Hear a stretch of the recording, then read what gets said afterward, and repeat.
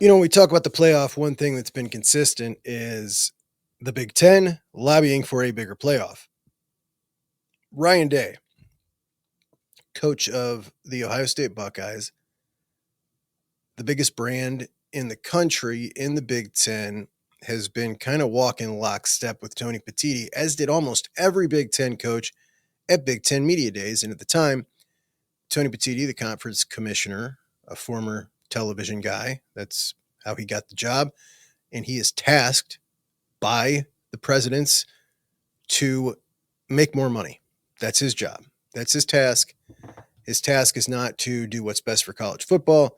It's to do what is in the best interest of the Big Ten, bringing up the bottom dollar. That's it. And he has lobbied very hard, and at the time of the Big Ten Media Days was lobbying very hard for the 4-4-2-2-1-3 expansion. That gets him the guaranteed bids into the playoff. 4 guaranteed bids into the playoff. He needs that. That 4 number is the magic number for him, and he has to have them guaranteed. Last year, the Big Ten had 4. This year, 3.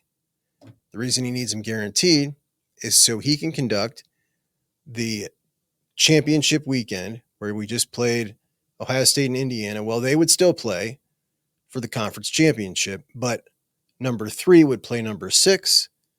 Number 4 would play number 5. The winners of both of those games would be in, and they would join both of those teams playing for the conference champion as the 4 representatives. What he gets out of this is 2 more big-time games. They'll be more interesting than the conference championship game. Huge draws.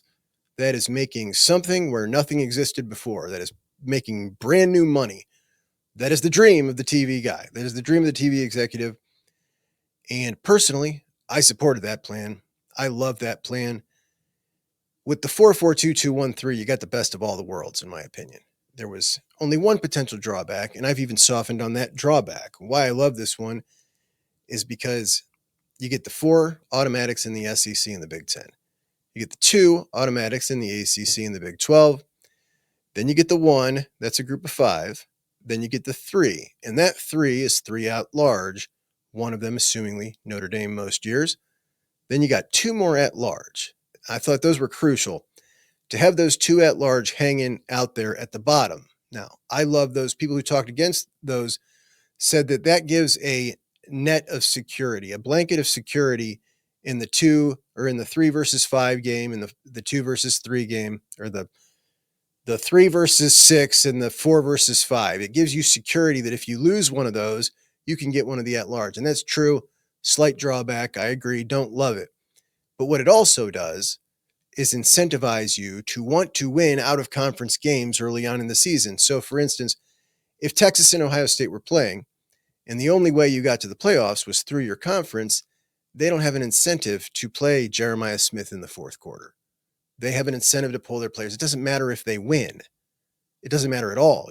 Your full record doesn't matter, only your conference record. Now, if you still have a couple of at-large bids, if I'm the coach, look, I know if I finish in the top 6, I'm going to have a shot at the playoffs. But if I finish outside of that, I can still pick up an at-large bid. Or if I lose that final weekend, I can still pick up an at-large bid. You get the at-large bid based on your whole record, right? So everybody had a fair avenue in. And what I didn't like about the plan was if I am the 3 seed, I work my butt off and get a 3 seed in the conference, I could potentially be, 1 loss in the conference, tiebreaker, and I get the 3rd seed. And the 6th seeds could be like, a crappy Iowa team who's just barely skating in.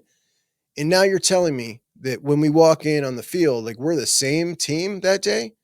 Like they just got to win 1 game and they're in when I've got 3 more wins in conference than they did? That's kind of insane. But the more I thought about it, as we've watched another season unfold, the disparity, because the conference is so big now, between teams that are, some teams are going to have a great record because they got a bad schedule. Some teams might not have as good of a record because they had a really tough schedule. So because that disparity is like that, I'm okay with it. In addition, even if I am that team who's in the 3 seed, who shouldn't be on the same footing as that 6 seed, I've still got the potential to get the at-large bid. So to me, it was the best of all worlds because all you needed the committee for in this case was to choose the group of 5 and the 3 at-large. Much less committee, all good. Petiti, the Big Ten commissioners, they were all lobbying for this. The SEC originally liked it. They changed their mind. The Big 12 and the ACC don't like it because they are signing themselves up to second-class citizenship by admitting we're only half as good as the SEC and the Big Ten. We're only going to have half the teams every year. Now, they have the opportunity to get the at-large bids and get more, but they're saying that we're half as good, and they didn't like that. So then the SEC changed their tune, and they no longer liked it either. They want the 5, 11, 16 teams. Tony Petiti does not want that, and this is the stalemate we're at. So Tony decides, look, I'm not backing off of what I need, 4 teams automatically, so why don't I just sweeten the pot and try to get the Big 12 and the ACC on my side here, and then we can try to muscle the SEC. So he goes to everybody and says, all right, forget my first plan. Forget my 4-4-2-2-1-3. Let's do a 4-4-4-4-6. In this plan, I'm going to say, forget it, ACC and Big 12. You don't have to be second-class citizens. We're going to double your spots. You get 4 now. Same as us. We're all going to get 4. All 4 of the Power 4 conferences get 4, 6 at large, and I think there's one more, right? What's that? That is and 2 G5, right? Is that right? Am I doing the math right? Let's see. That's 16, 22, and 2. That's 24. Yeah, 2014 playoff. 2 group of 5, 6 at large, 4-4-4-4-4. So if there's 6 at large, the Big Ten and the SEC can get 4, 5, 6, 7, 5, 6, 7. They can each get 7, right? So now we're talking about a really big playoff at 24 teams, but Tony gets what he wants with the 4. The SEC doesn't want this. The Big 12 and the ACC, oh yeah, they would like this.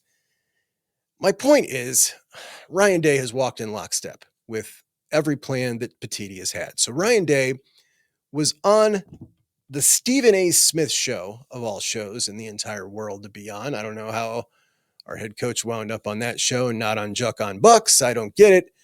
Obviously, Stephen A. reaches a bigger audience, but I would argue Juck on Bucks reaches more of his target audience that wants to hear what he has to say, that adores him. So maybe we'll try to make it happen. We'll see. But Day was asked about the playoff from Stephen A. And Stephen A. asked him about expanding the playoff. Here is Ryan Day's answer. Championships, if it's going to stay kind of at this level, I guess would make some sense, because if you win your conference, then you should be in. I think you deserve that, sort of like the basketball tournament. But I would be in favor of expanding the field, and that way to 16 or 20. I would go all the way to 20. Yeah, I think it's good for football. I think it's good for everybody. I think you're seeing a lot of these schools opt out of bowl games, which is just not good for the sport. And I think the more teams that we can involve in the postseason, the better. He said every conference champion, like in basketball. So when we talk about the basketball tournament, I get excited every year watching the MAC tournament at the end of the year, because the winner of the MAC, maybe could be Akron, could be Kent State, my guys, might make it to the big dance. He's talking about that in football. He's talking about, what is there? There's 11? I think there's 11 conferences. The winners should be in, the winners of their conferences. So while we're sitting here talking about 2 G5s here, he's talking about 6 G5s. 6 G5s in the playoff, in a 20-team playoff. And obviously, when Steven said 10 or 20, he's just saying the more. He wants the bigger number. He just said 20. Now, coaches are always going to want more. It gives them more security. It also calls into question what they're saying. Would they really believe this if it were really about the sport and they weren't personally standing to gain from it? Because every coach stands to gain from a larger playoff field. And when you talk about the good of the game, honestly, if it is 6 potential G5 teams in a 20-team playoff, it's really only a 14-team playoff in my view, meaning That's really not going to affect the regular season much. Being that as we're seeing a 12-team playoff right now, it doesn't hurt the regular season much at all. It's when you get out to 24, like Petiti wants to do, well, now you've got several games at the end of the year where teams have locked up spots with several games to play. That's what we don't want. So Ryan's field right there doesn't mess with the regular season if you're 20, right? But does anybody want to watch playoff games with a bunch of G5 teams that we know can't beat anybody? Like, we're looking at 2 G5 teams in the playoff right now. Neither of them are undefeated. Like, these aren't like Boise State 10 years ago, right? These aren't like teams that, man, they can actually win a game. They're not even undefeated. They're not even undefeated. Like, what does the 4th and the 5th place G5 team look like right now? Honestly, we're talking about a MAC team in the playoffs. That's crazy. A Sunbelt team in the playoffs. Yeah. So anyway, RD's plan, hate it. Let me know your thoughts on this one. I think that the deadline, it's been extended to the middle of January. The middle of January is the deadline that if they don't agree on something, it's going to roll over again. For another year, we'll have the 12 team, which is fine by me, man. I'd love to stay right here. I think it's great. When we talk about these 4 or 5 teams being left out that are angry and that's why we need to expand it, no, that's perfect. There should always be 4 or 5 teams that feel like they have a case, that are angry. That's exclusive. That means it matters more. You let all those teams in, and then it's just the next group that's going to have the same grievances. And it's just like, when do you stop then? Do you do it to appease them? So right here, I love it. You've got teams who might be able to win it, who didn't get in, and that makes it matter so much more. Anyway, let me know your thoughts. Appreciate you guys. Talk to you soon. JUCK'S out.